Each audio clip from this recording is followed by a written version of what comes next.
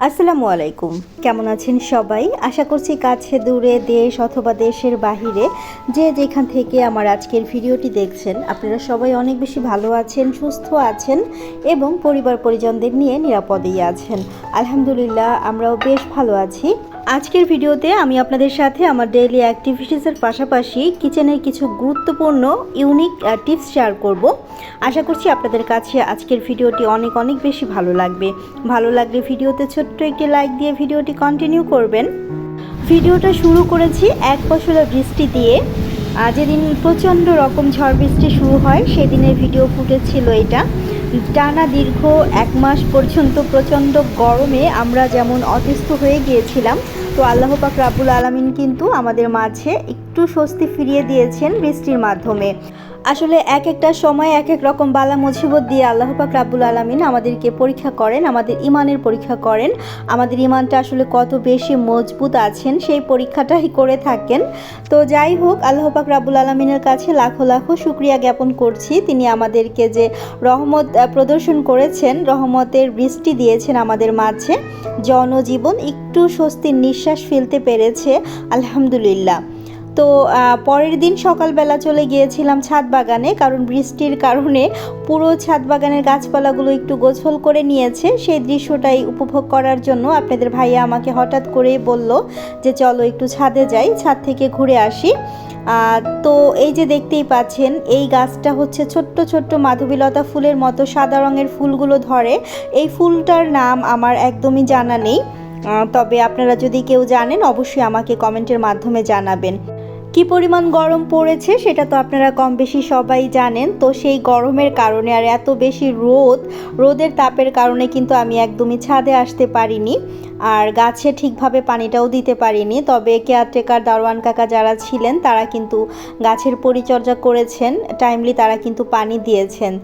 তো কী কারণে গাছটা মারা গেল সেটা একদমই বুঝতে পারলাম না। তো অন্য দিক থেকে এই যে এই পাশটাতে দেখতে পাচ্ছেন অনেকগুলো মরিচ ধরেছে। আপনাদের ভাইয়া বলল যে মরিচগুলো ছিঁড়ে নিয়ে যায়, আর সেই সাথে আমি এখানে বাসায় কলমি শাক খেয়েছিলাম, সেটার কিছু ডগা লাগিয়েছিলাম, সেখান থেকে দেখলাম বেশ কিছুটা পরিমাণ কলমি শাক হয়েছে। তো ভাবলাম যে শাকগুলো তুলে নিয়ে নেওয়া যাক। আর হচ্ছে মিষ্টি আলুর যে লাগিয়েছিলাম সেটাতেও দেখলাম বেশ কিছুটা পরিমাণ শাক হয়েছে। তো মোটামুটি এগুলো দিয়ে কিন্তু আমার একটা তরকারি রান্না করা হয়ে যাবে। আর যেহেতু অল্প পরিমাণ শাক, এইটুকু দিয়ে কিন্তু ভাজি করলে একদমই কম হয়ে যাবে, একজন খাওয়ার মতো শাক হবে। সেই কারণে আমি ভাবলাম যে একটু মাছ দিয়ে ঝোল ঝোল করে রান্না করব। আর তার সাথে কিন্তু ছাদ থেকে বিলাতি ধনিয়া পাতাও তুলেছি, আর পাশাপাশি হচ্ছে কিছুটা পরিমাণ পুদিনা পাতাও তুলে নিয়েছি। তো আজকে চলুন আপনাদের সাথে পুদিনা পাতা দিয়ে চমৎকার একটা চা তৈরি করে নেওয়া যাক। আর পুদিনা পাতা তো আমাদের হেলথের জন্য অনেক অনেক বেশি উপকারী, সেটা কম বেশি আমরা সবাই কিন্তু জানি। তো যাই হোক, পুদিনা পাতা দিয়ে আমি কিভাবে নর্মালি বাসায় চা তৈরি করে থাকি সেটারই ছোট্ট একটা ভিডিও ফুটেজ ধারণ করেছি আপনাদের মাঝে শেয়ার করার জন্য। চা তৈরি করার জন্য আমি এইখানে হচ্ছে বেশ কিছুটা পরিমাণ পানি দিয়েছি, তার মধ্যে পুদিনা পাতাগুলো ছিঁড়ে নিয়েছিলাম, সেগুলো দিয়ে দিলাম কয়েকটার মতো। তারপর হচ্ছে দিয়েছি 2টা এলাচ আর একটা তেজপাতা মাঝখান থেকে ছিঁড়ে দিয়েছি। একদম টকবগে যখন পানিটা ফুটে উঠবে, 3-4 বারের মতো বলক উঠে আসবে, তখন এর মধ্যে আমি পরিমাণ মতো চা পাতা দিয়ে দিচ্ছি। আর চা পাতা দেওয়ার পরে খুব বেশি সময় জাল করতে হবে না, 2-3 বার বলক উঠে এলেই কিন্তু চাটা তৈরি হয়ে যাবে। তো আমি এখন চাটাকে ঢেলে নিচ্ছি। সকালের নাস্তা তো অনেক আগেই করে নিয়েছি, তো নাস্তা খাওয়া শেষ হয়ে গেলে এরপর হচ্ছে আমরা ছাদে গিয়েছিলাম, আর সেইখান থেকে এসে মূলত চাটা বানিয়েছি। চা পান করে তারপর আপনাদের ভাইয়া আর আমি একটু মিনা বাজারে যাব, আমাদের টুকিটাকি কিছু কেনাকাটা করতে হবে।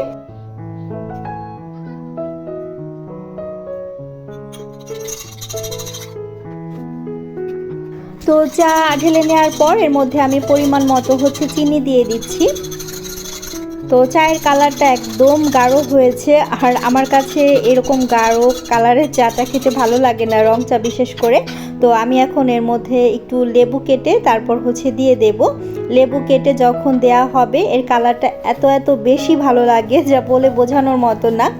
অনেক সুন্দর একটা কালার আসে কিন্তু রং চায়ের মধ্যে যদি লেবু দিয়ে দেওয়া হয়, কয়েক ফোঁটা লেবুর রস দিয়ে দেওয়া হয়। তো এই যে দেখতেই পাচ্ছেন আমি কয়েক ফোঁটা লেবুর রস একটু দিয়ে দিলাম, আর সাথে সাথেই কিন্তু চায়ের কালারটা একদম অন্যরকম হয়ে গেছে। তো আপনারাও চাইলে কিন্তু এরকম পুদিনা পাতা দিয়ে চা তৈরি করে খেতে পারেন। এটা কিন্তু হেলথের জন্য অনেক অনেক বেশি উপকারী। তো দেখতেই পাচ্ছেন চায়ের কালারটা মাশাআল্লাহ কতটা পারফেক্ট আর সুন্দর এসেছে। এখন হচ্ছে মিনা বাজার থেকে বাসায় চলে এসেছি, আর কি কি কেনাকাটা করেছি সেটাও আপনাদের সাথে এক ঝলক জাস্ট একটু শেয়ার করব। এখানে আমার টয়লেটের জন্য টিস্যু শেষ হয়ে গেছে, কিচেন টিস্যুটাও শেষ হয়ে গেছে, সেই সাথে ডাল, লবণ আর হচ্ছে ডিটারজেন্ট। আর এখানে বাচ্চাদের জন্য নুডলস নিয়ে এসেছি, ওদের নুডলসটাও শেষ হয়ে গেছে। একটা পেপসোডেন্ট পেস্ট নিয়ে এসেছি। তো বাজারগুলো যাই করে নিয়েছি অল্প অল্প করে আর কি, এখন আপাতত করে নিয়েছি, সেগুলো এখন আমি সুন্দরভাবে জারের মধ্যে করে রেখে দিচ্ছি। আসলে যখন যেটা শেষ হয়ে যায়, এখন আপনাদের ভাইয়া সেইভাবে করে আর কি অল্প অল্প করে বাজারগুলো করে নিয়ে আসে একসাথে। ওইভাবে করে গরমের মধ্যে বাহিরে যেতেও ইচ্ছে করে না। আর আপনাদের ভাইয়ার তো একটা অভ্যাস আছেই, সেটা হচ্ছে সে কখনোই একা একা বাজারে যেতে চায় না। সে যখনই যাবে তখনই বলবে যে তুমি চলো আমার সাথে।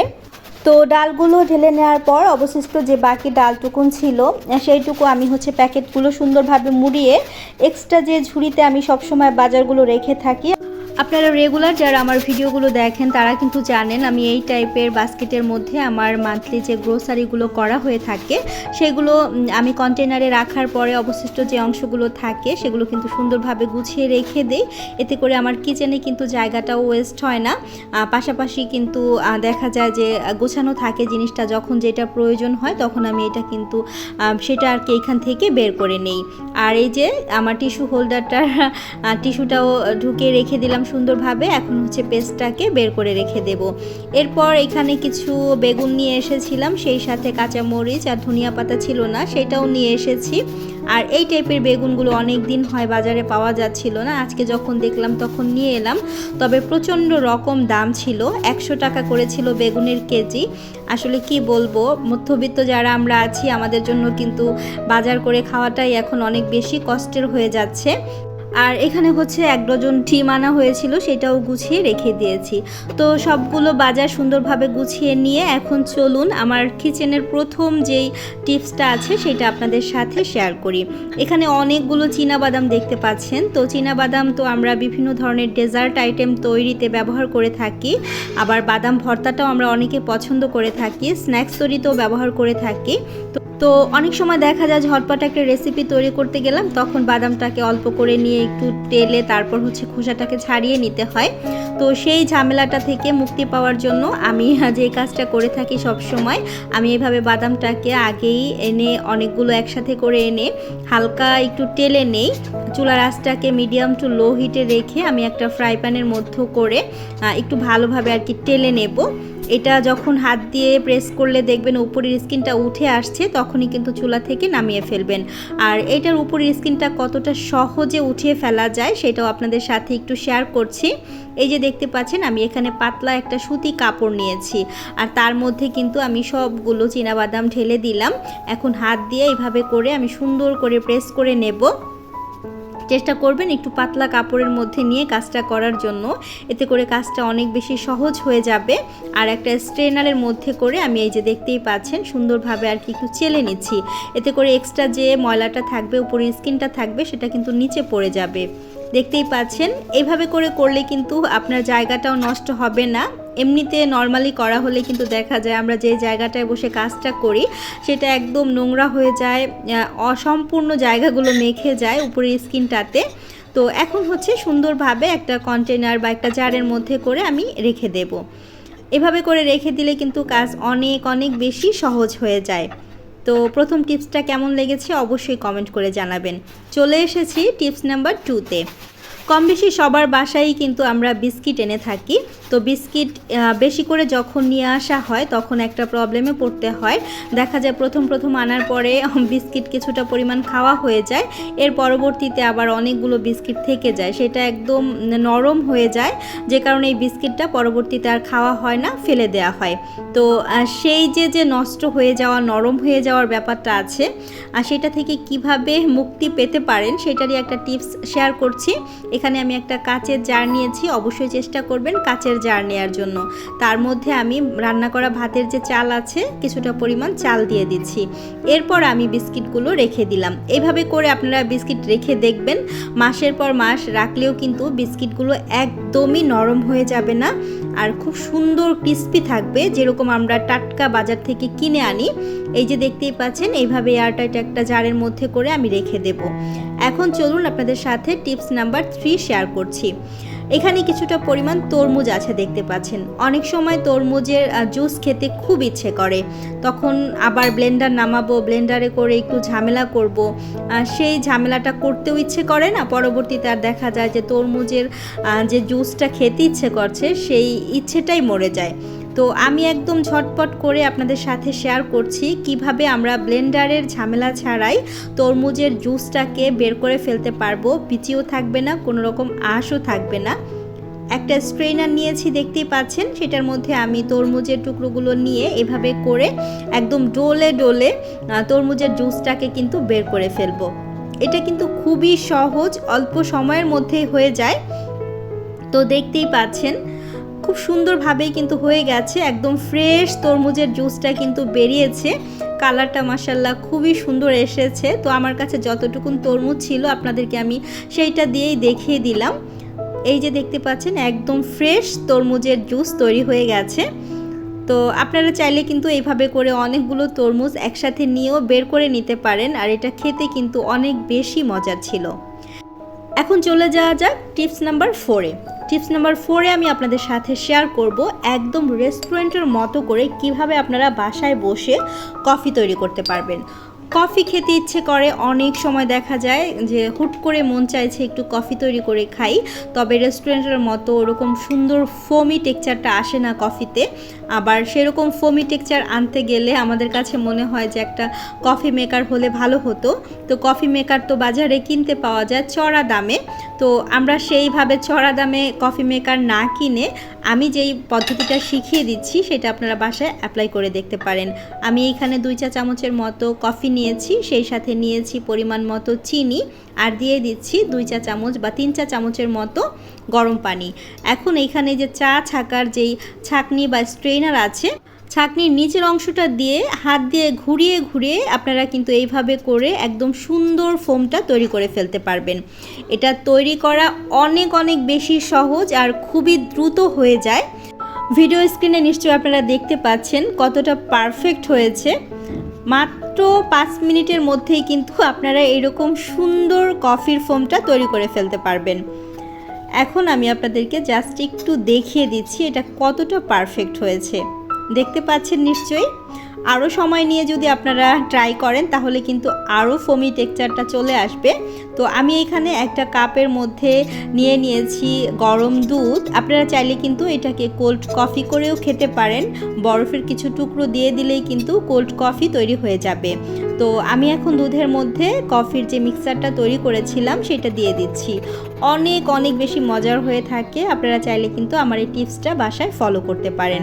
আর টিপসটা ফলো করার পর এটার রেজাল্ট কি হয় সেটা কিন্তু আমাকে কমেন্টের মাধ্যমে আপনারা চাইলে জানাতে পারেন। আমার কাছে বেশ ভালো লাগে আপনাদের কমেন্টগুলো পড়তে। এখন চলুন আপনাদের সাথে আমি টিপস নাম্বার 5-এ চলে যাচ্ছি। টিপস নাম্বার 5-এ আমি এখন আপনাদের সাথে শেয়ার করব। এখানে আমি একটা পাত্র নিয়েছি, তার মধ্যে নিয়ে নিচ্ছি একদম ফুটন্ত টকবগে গরম পানি। গরম পানির মধ্যে আমি এখানে দিয়ে দেব কিছুটা পরিমাণ রসুন। আমি সব সময় চেষ্টা করি একটু বেশি করে রসুন উপরের স্কিনটাকে ফেলে তারপর হচ্ছে সেই রসুনগুলোকে আমি স্টোর করার জন্য। আমি নর্মাল ফ্রিজে সব সময় কিন্তু যে কোনো ধরনের ছোট্ট কৌটোর মধ্যে করে এভাবে করে রসুনের উপরের স্কিনটাকে ফেলে সেই রসুনগুলোকে রেখে দেই, কারণ আমার দেখা যায় হুটহাট করে একটু ভর্তা খেতে ইচ্ছে করে, ভর্তায় রসুনের প্রয়োজন হয়। ডালের ফোড়ন দিচ্ছি সেইখানে রসুনের প্রয়োজন হয়, আবার শাক ভাজি করছি সেইখানে ফোড়ন দিচ্ছি। তো অল্প অল্প করে রসুনটা কুচি করতে আমার ভালো লাগে না, আমার কাছে বিরক্ত লাগে একটু একটু করে রসুনের খোসাটা ছাড়িয়ে নিয়ে কাজটা করতে। তো এই যে দেখতে পাচ্ছেন আমি গরম পানির মধ্যে মাত্র 10 মিনিটের মতো ভিজিয়ে রেখেছিলাম। আর এতে করে কিন্তু রসুনের উপরের স্কিনটা একদম সফট হয়ে গেছে। আর সেই সাথে এটা কিন্তু ছুটিয়ে নিতে বা স্কিনটাকে ছুলে নিতে এত বেশি সহজ হয়ে যায়। কতটা সহজে আমি ছুলে নিচ্ছি সেটা নিশ্চয়ই আপনারা ভিডিও স্ক্রিনে দেখতে পাচ্ছেন। রসুনের খোসা ছাড়ানোটা কিন্তু অনেক বেশি কষ্টের কাজ। হাতের আঙুলগুলো কিন্তু ব্যথা হয়ে যায় মাঝে মাঝে, আর বিরক্তও লাগে আমার কাছে অনেক বেশি। তো আপনারা দেখতেই পাচ্ছেন কতটা সহজে আমি রসুনের উপরের খোসাটাকে ছাড়িয়ে নিচ্ছি। আর এইভাবে করে আপনারা অনেক দিন পর্যন্ত নর্মাল ফ্রিজে রেখে কিন্তু রসুনগুলোকে সংরক্ষণ করতে পারবেন। আপনাদের যখন যতটুকু প্রয়োজন হবে আপনারা কিন্তু বের করে কাজটা চালিয়ে নিতে পারবেন। এখন চলুন আপনাদের সাথে একটা ফ্রি টিপস শেয়ার করছি। সেটা হচ্ছে এই যে রসুনের খোসাগুলো আমি ছিলে নিলাম, এখন এটাকে আমি ফেলে দেব? একদমই ফেলে দেব না। রসুনের খোসাটাকে আমি এইভাবে করেই সারা রাত ভিজিয়ে রাখবো। আর পরের দিন সকালবেলা এই যে পানিটা দেখতে পাচ্ছেন খোসাটাকে ফেলে দিয়ে এই পানিটা কিন্তু আমি আমার গাছে দেব। আর রসুনের এই খোসা ভেজানো পানিটা কিন্তু সারের কাজটা করবে। তো আমি এভাবে ঢেকে সারা রাতের জন্য রেখে দেব। আর খোসা ছাড়ানো রসুনগুলোকে আমি এই যে দেখতেই পাচ্ছেন এখানে একটা বক্স নিয়েছি, সেটার মধ্যে করে নর্মাল ফ্রিজে রেখে দেব। তো এই ছিল মোটামুটি আমার আজকের ভিডিও। আশা করছি আমার আজকের ভিডিওটি বা আজকের কিচেন টিপসগুলো আপনাদের কাছে অনেক বেশি ভালো লেগেছে। এই ধরনের নিত্য নতুন ইউনিক কিছু কিচেন টিপস পেতে অবশ্যই আমার চ্যানেলটিকে সাবস্ক্রাইব করবেন, যদি চ্যানেলটিকে সাবস্ক্রাইব করে না থাকেন। যারা কাজটি করে প্রতিনিয়ত আমাকে সাপোর্ট দিয়ে যাচ্ছেন, আপনাদের জন্য মন থেকে অনেক দোয়া এবং ভালোবাসা জানাচ্ছি। আজকের মতো বিদায় নিচ্ছি। ভালো থাকবেন সবাই। আল্লাহ হাফিজ। আসসালামু আলাইকুম।